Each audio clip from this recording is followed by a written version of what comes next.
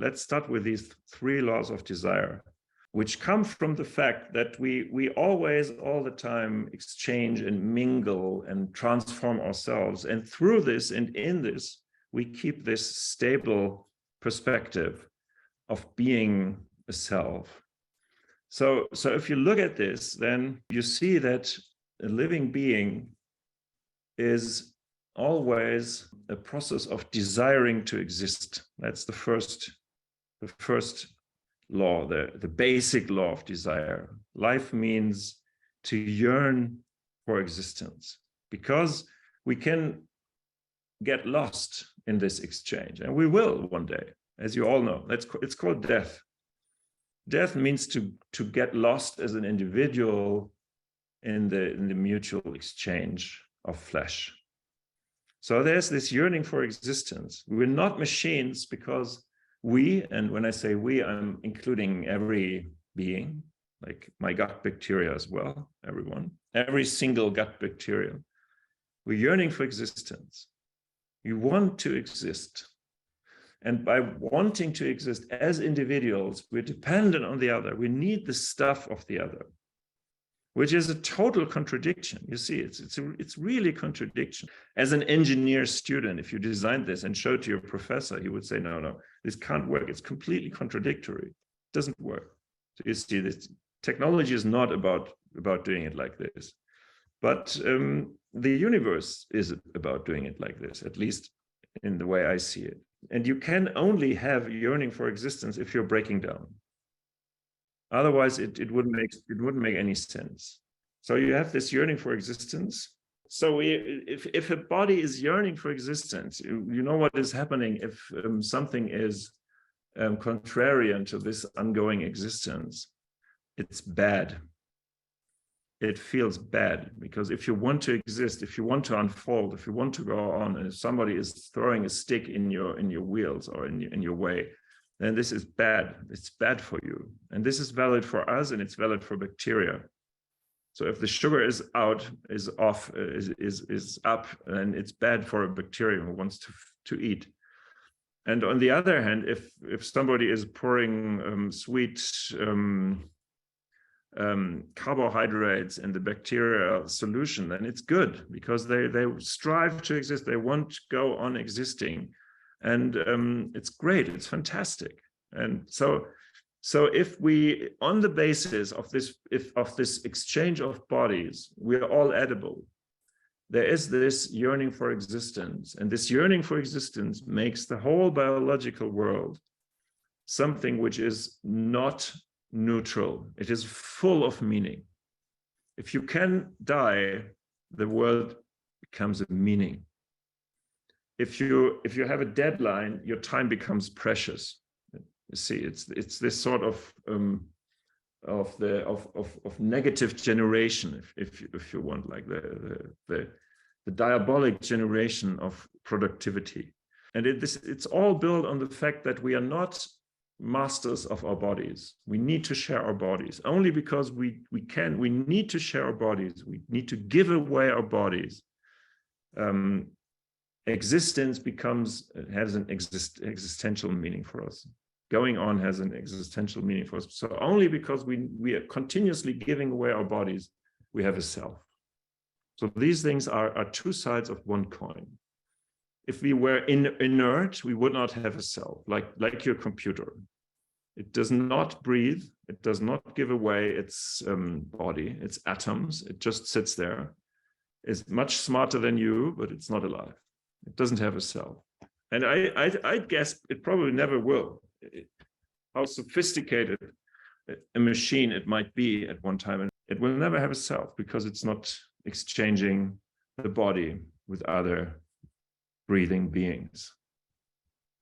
So that's the basis, in a way. I really try to show you this strange link from the fact that matter yearns to transform other matter, and the emergence of a self from this cosmos of transformation. And a self means a world of meaning. If there's a self, there's a dimension to the world which is not matter, which is not body, which is not physics, which is something else, which is something different. And that's a dimension which you all know, because we're all referring to this dimension when we are talking to one another, when we're referring to ourselves as human, and some may call it mind or soul or subject. And that's a dimension which it's intimately related to body, to biology. And it is intimately related to the fact that bodies are transforming into other bodies. And this process of transformation makes the living world a huge psyche, a huge insight, or let's say a dance of psyches, a huge insight of desires, of meanings, of experiences. So we have now an insight, an interior perspective coupled to body, to an embodied perspective, to that which is happening to body. So you see, body comes never without an insight, and there's always an insight related to bodies, because bodies create insights. And now the world suddenly becomes readable. To make it a little bit less abstract, now again, we can understand why being in the world of bodies, of other bodies, other human bodies and other than human bodies, for us feels like being at home. Because we can read bodies as insides. Because we are a body who is an inside. So we know that other bodies are also an inside. So we see bodies, and we touch bodies, and we smell bodies, and we eat bodies, and we kiss bodies, and bump into bodies. And we, at the same time, we understand that we are moving in a space which is an inside space. So the world, through bodiness, through the way life recreates itself in transforming one another, brings this inside dimension into reality. So we are always walking in two dimensions. We are always walking in the bodily matter, material dimension. You know this. We all know this. If I walk 5 meters on in this direction, I'll bump into the wall. So it's very material. But on the other hand, everything is related to one another on this experiential dimension. So the world has also this inner and experiential dimension. And I'm using a couple of words for this. So sometimes I'm saying it's inwardness, or it's the inner dimension, or the experiential dimension. I'm also using the term poetic space. So poetic space is somehow both. So the world is actually a poetic space, because bodies are also the inner side, the experiential side of bodies. And I mean, just think of the fact that what your body is as body, from a physical perspective, it is what you feel from its own inner perspective. So what you're feeling in all its complexity, that's how a body exists as a body, only not looked upon from the outside, but from the inside. So you are in your feelings and in your thoughts and in everything you do, in everything which is happening in this mental dimension. You're a body. This is the way a body is, but only from the inside. Realizing this, this is the stuff which makes me ecstatic, actually, because it's resolving so many painful contradictions in philosophy and biology. Because normally you run into these contradictions in these sciences because you don't accept the inside perspective. This is the perspective you want to get rid of, because you can't measure it, because it's always poetic.